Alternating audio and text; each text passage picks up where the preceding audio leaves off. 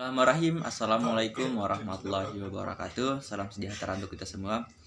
Pada kesempatan kali ini saya akan menjelaskan terkait dengan dampak positif dan dampak negatif terkait dengan olahraga.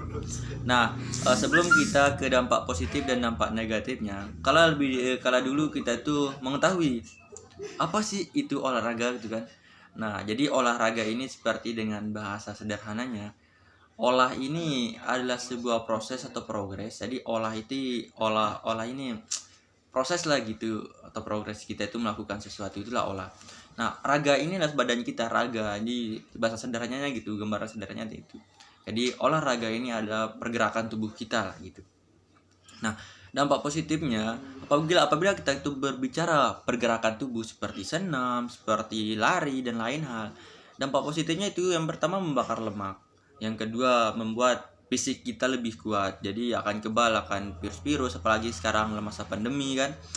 eh, Lebih kuat terhadap penyakit-penyakit kayak panas, kayak dingin, kayak pergantian cuaca gitu kan. Itu daya tahan tubuh kita lebih makin kuat. Itulah dampak positif dari olahraga ini. Nah, dampak negatifnya dari olahraga ini apabila kita itu melakukan sesuatu yang berlebihan. Jadi pada dasarnya kita kembali pada hukum alam lah gitu kan. Yang berlebihan itu bakalan tidak sehat.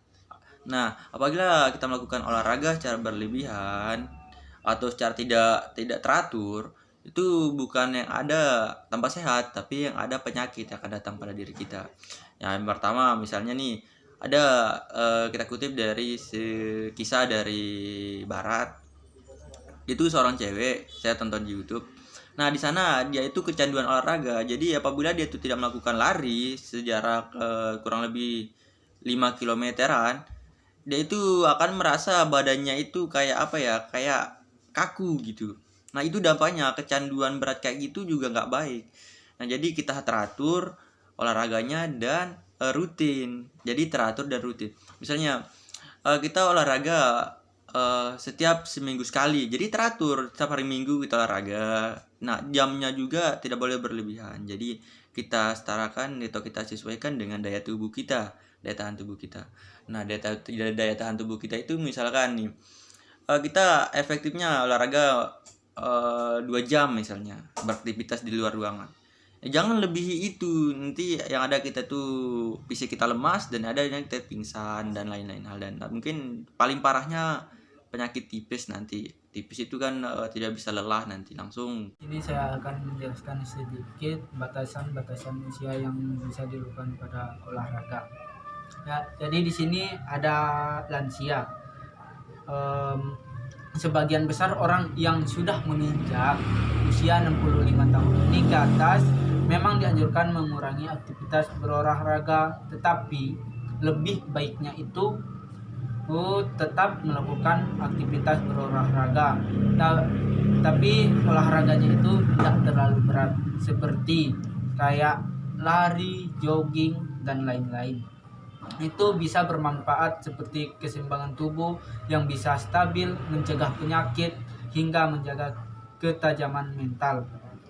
Adapun yang untuk anak-anak dari usia 6 tahun sampai ke atas ini bisa melakukan olahraga yang seimbang sama usianya.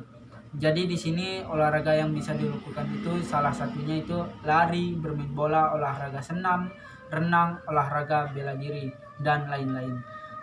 Jadi di sini mereka cuma fokus pada teknik dan gerakan aja. Kenapa di situ fokus ke gerakan? Karena biar cepat memahami apa gimana sih gerakan-gerakannya. Sekian dan terima kasih. Assalamualaikum warahmatullahi wabarakatuh. Perkenalkan, nama saya Muhammad Taufan dari Prodi Teknik Elektro Angkatan 2020. Saya ingin menjelaskan tentang cedera olahraga. Cedera olahraga adalah cedera yang terjadi pada sistem otot dan rangka tubuh selama olahraga akibat suatu ketidaksengajaan, kecelakaan maupun kesalahan yang sebenarnya dapat dihindari seperti kurang pemanasan, faktor motorik, intensitas latihan yang terlalu berat, dan tingkat stres yang tinggi. Cedera olahraga yang paling sering terjadi yaitu keseleo, cedera lutut, otot bengkak, cedera tendon, fraktur dan diskolokasi. Dan masih banyak terjadinya cedera di antara olahraga tersebut. Mungkin itu saja yang bisa saya sampaikan. Bila kurangnya mohon maaf. Waalaikumsalam warahmatullahi wabarakatuh. Dampak positif dari berolahraga. Yang pertama yaitu mencegah penyakit jantung dan stroke. Penyakit jantung dan stroke adalah jenis penyakit kardiovaskular. Melakukan olahraga secara rutin mampu mencegah memiliki risiko penyakit jantung dan stroke. Yang kedua yaitu membuat tubuh lebih tegak. Melakukan olahraga akan merangsang semua bagian tubuh agar lebih fleksibel. Otot tubuh juga akan menjadi lebih elastis dan tidak kaku. Yang ketiga yaitu mengurangi stres.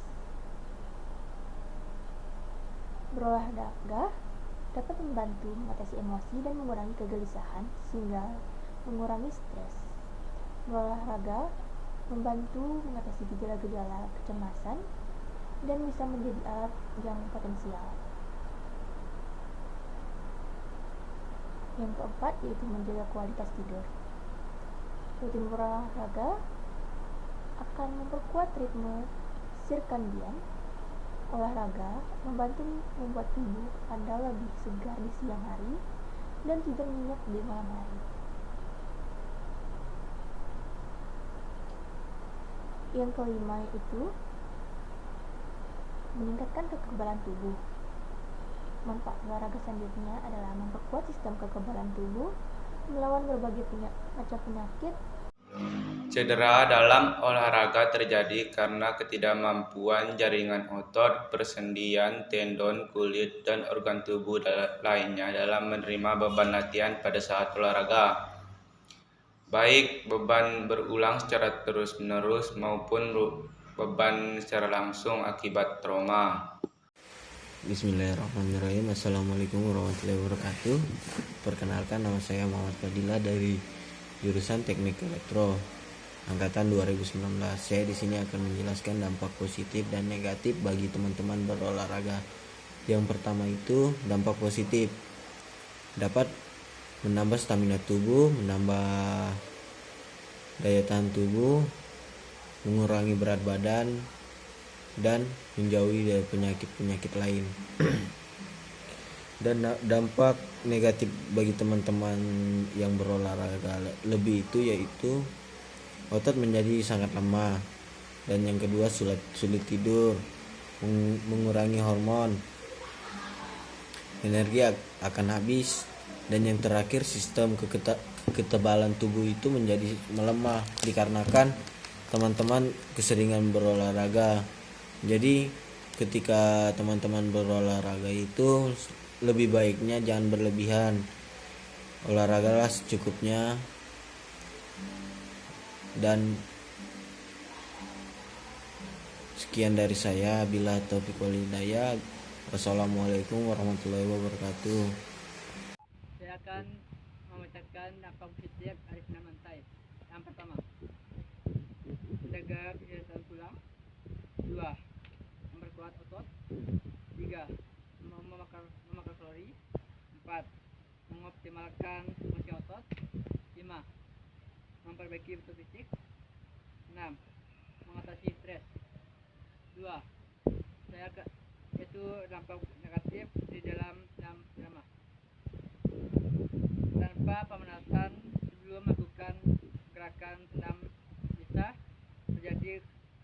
terjadi kesleo atau salah ukur saat melakukan senam tersebut. Adapun beberapa gerakan di dalam senam irama. Yang pertama, gerakan lopas, yaitu 1, 2. Saya akan menjelaskan tentang cedera pada olahraga. Cedera olahraga adalah yang terjadi pada sistem otot dan rangka tubuh selama olahraga akibat suatu ketidaksengajaan atau kecelakaan maupun kesalahan yang sebenarnya dapat dihindari seperti kurangnya pemanasan, faktor motorik, intensitas latihan. Sekian dari saya.